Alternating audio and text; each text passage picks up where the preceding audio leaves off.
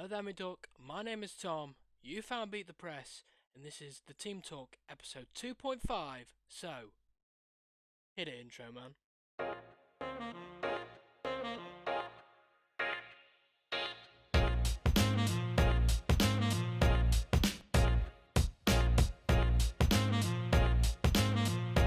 Everyone, hello there, and a welcome to episode 2.5, as it's being called.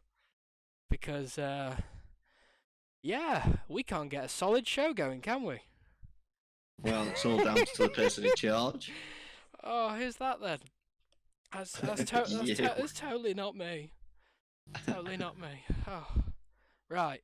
Technical issues aside, we should be all good.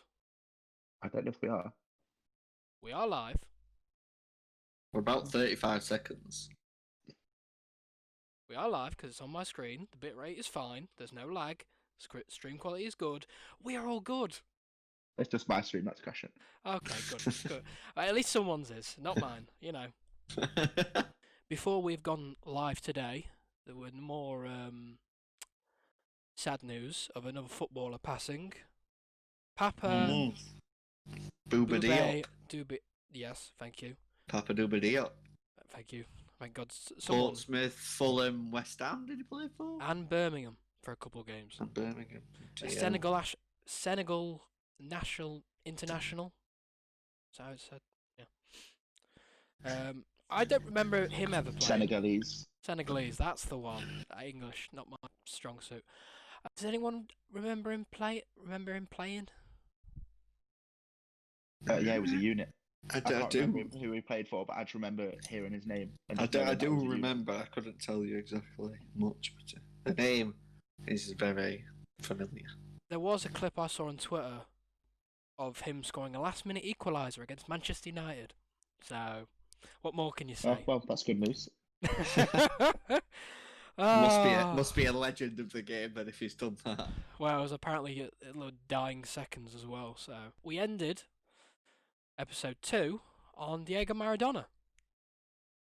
We did. Yes. And many players, obviously, it's the first game week after, have paid tribute to him. One of the more noticeable ones was Lionel Messi, because they both played for the same Argentinian team, I believe, at one stage. Yeah, he only Maradona played. So was it something like 6 games for them? And in his debut game, Messi came on at half time as like a 9-year-old and did some skills on the pitch. Yeah, he came. It was a kid, and it was Maradona's debut that he did that for. Yeah. And he only played for the team for like 6 days, 6 games. But that's crazy. Another noticeable tribute: Fernando Forestieri. What was it? He scored a goal, dedicated it to Maradona. Oh, right, yeah. Who's he playing I for thought you meant now? like shirt and all that, like Messi did. I think he had. He did actually. Between his number, he had his signature. Have you heard about the other news about Maradona today? Have you heard about the other news with Maradona? No. They're doing there's an inquest going on into his death that's been ordered by his family. Yeah, it's something to do with the nurses. Yeah, to do with his official doctor has had his home searched and something else searched. Really? Yeah. Yeah, I think it's Maradona's sisters that are kicking up a fuss, isn't it? Yeah, that's what I saw. Apparently, as well, he's got a big will. No, I'm not surprised. I mean, like, not going to be a poor man, is he?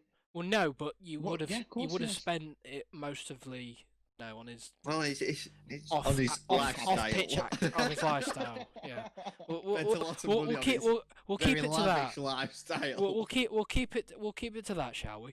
I don't know if you saw it in the pre-press conferences before this weekend's games, which we'll get into in a short while. Jose Mourinho's was a nice one, saying everyone knew Maradona from on his pitch, and he's out off, but the guy he knew, the Diego side, was someone a bit more humble and a bit more human than what's on the TV and all that, and it's someone that he's going to especially miss. Well, you can't get a more touching tribute, really, can you? No, but as I have mentioned Jose Mourinho, we will get into, as their game has just finished, as the His Twitter absolute account. defensive masterclass. Oh, Mm-hmm. they put in a world class Jose performance against City, and the week after with a centre half that's not played very much football at all for Tottenham this year. And then they've gone to Chelsea and could have nicked it at the end if Lo Celso actually decided to do something. What an absolute woeful decision that was, by the way. I couldn't believe it. He's got Kane running in the middle. He's got someone running left of him. Lucas Regulon, as well. I think it was running on the left of him. Literally open. Could have just flipped him in, squared it across this Kane. That's a goal. Yeah. Or he decided to not shoot and not pass. He just did nothing. And then pathetic. If I was Mourinho, I'd be absolutely throwing a boot at his head or something. I swear to God. The camera then panned to Jose just shouting at him. It's like, Because realistically, it would have been absolute shithousery from Jose Mourinho to nick it in the 95th minute, wouldn't it? After a defensive masterclass. I watched I didn't watch much of the game, but I watched the highlights at half time, and some of the counter-attacking, which they've been shown is probably one of their best qualities. They did create some stuff in the first half, but they're playing some good football as well. Like to say they're playing so defensive, they are playing some good football. The teams are just coming out as well now. Two great teams up against each other, though, wasn't it? 100%. And realistically, I feel Tottenham are going to be much happier with the point than Chelsea will be. Especially since Tottenham are away as well. They've got an away point at Stamford Bridge. They've just beat City. So realistically, if you said to Jose, would you take 4 points from Chelsea and City, he'd snap your hands off before kick-off, wouldn't he? Definitely. It's like a few Spurs fans on Twitter were saying that they're very happy with the point with regards to but bearing in mind that because Jose is this idea of right, I'm not setting you up to win, I'm setting you up to not lose, and then we'll move on. We'll do what we can. Like as you said, if it would be typical Jose for him to win it in the 95th minute, and of course, and the thing is, obviously, those two have a wee bit of history. But in terms of manager-wise, it's not obviously as big as their player/manager history. However, it's a good step for. I personally would love to see Jose win it again. To shut up everyone up who says yes. To shut up everyone that said Jose's a dinosaur, he's gone, and all this. I would love it. Well, we did say this the other day, didn't we, Rob? Saying when he said that getting Man U to second with the team at the time was the best thing he'd ever done. I agreed with him. 100%. Was his best achievement. Getting a team with Phil Jones in it, anywhere near top 4 is an achievement worth knighthood, in my opinion. That because, and I said this earlier in a online FM game with a few friends. Harry Maguire will become Phil Jones in the future. He'll be the next Phil Jones. I don't believe that. Sheffield United, will they do a derby? They're going down. I don't think they'll quite do a derby. We all know that they'll do a derby. We all know that it will be up there with The Great Escape. With what? Oh, 1,000%. It's the worst ever start to a Premier League season. I know that. And the thing is, but where do you see them getting points? Genuinely, their problem is because I watched them yesterday, and they're not actually playing bad. They're not playing bad, but they can't score. They can't score. They haven't got someone that can put the ball in the back of the net. If you look at their strikers, who they've got Brewster, Moose, McBurney, Oliver Burke. I know. I've spoke to a few Sheffield United fans. None of them are goal scorers in my eyes.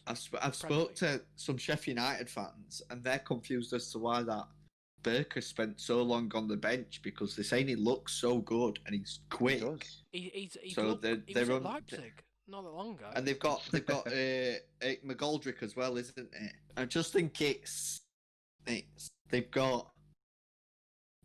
struggled. The places where they should have picked points up, they've struggled, like the Fulham and the West Broms. That's 2 games where that should be 6 points for them. Yeah, but didn't in the Fulham game they missed a penalty? They are. They missed a team. Then both of those teams. they drew with Fulham, and Fulham missed a penalty last minute Fulham as well, missed a didn't penalty. they? That was it. Yeah, Fulham missed a penalty at last minute, and they drew. But Fulham are the team that Paddy Power. Fulham are the team that Paddy Power paid out to go down after one game because they said they looked so bad. Wow. Actually, that's a point. Fulham are probably still going down, to be fair. That's a point Stifler brings up. How much was Brewster? A lot of money. Because was he in the 20s? I think he's at least 20. It might have been something like 30. I will 30? Have a look. It was some. I'll have a look. And the thing is, there's a buyback clause on him as well. Well, I don't think that's getting activated at the moment. No, I don't think it's getting activated anytime soon. That's a fact. Where do we feel like Leeds realistically are going to finish this season? I feel like they aren't going to have the firepower at times. I think the problem with, well, not the problem with them, but the way they play football means that they've obviously gone out with the mentality of we score and you score, so you're going to have to outscore us. But I feel like the problem is, have they got the people to finish the chances that they create? Because they play a lot of good football. They mix it with the good teams, but they're not potent enough. They don't finish the chances that they should. Whereas you've got like an Arsenal who might not have the most experienced team, because I mean they've got Wilcock and Saka out there today, but they've got Aubameyang up front. Yeah, you know what I mean, so Aubameyang guarantees you goals. I think Leeds. Should we go to the stats for that comment? Said Leeds stay up. Oh, Leeds. And then I think that's when maybe next year, or even maybe in January, because they've got some good players. Rodrigo. They maybe all they need is if they can convince two more quality front people to come, then they'll be well in there. Because the way they play football, even like Bielsa's up for FIFA Manager of the Year, isn't he? Yeah. I don't agree with that, if I'm being honest. But yeah, but every single journalist love him. Every single journalist. Yeah, I know journalists love him. And I don't deny that he's a charismatic guy and that he's done well with Leeds, but getting him promoted from the Championship doesn't mean that you get voted Manager of the Year. I can predict next year's Manager of the Year. Jose. Premier League and Europa League. Wow. If he pulls off Premier League and Europa League, he deserves Manager of the Season. And Klopp's going to be crying about BT Sport. And just to reiterate on Stifler 96's point, where do we think Leeds could strengthen? I'd probably say definitely with a striker. And in all honesty, I feel like they need a more ball-playing midfielder. Yeah, they need someone to properly replace Hernandez. Because I just think, realistically, yes, they definitely need a striker that's going to be clinical. But with that midfield, they need someone that's going to be able to carry the ball and move them up the pitch. A bit like a Grealish for Villa. Do you know what I mean? I'm not saying get Grealish. I'm saying they need that type of player. That's what I mean. They've got that. They've got Calvin Phillips obviously to sit in that more defensive role. Type of player, is he? Do you know what I mean? He sits in the defensive role. They need someone to. They should have gone for Jude Bellingham before Dortmund came in. But because he is is he proven? Who's Bellingham? Yeah, he's played about 6 games in the Championship. Hey, that man's a Birmingham legend. I don't understand how anyone can call him a legend. He played about 6 senior games for Birmingham and they retired the shirt. That is the most pathetic thing I've ever seen from a club in my life.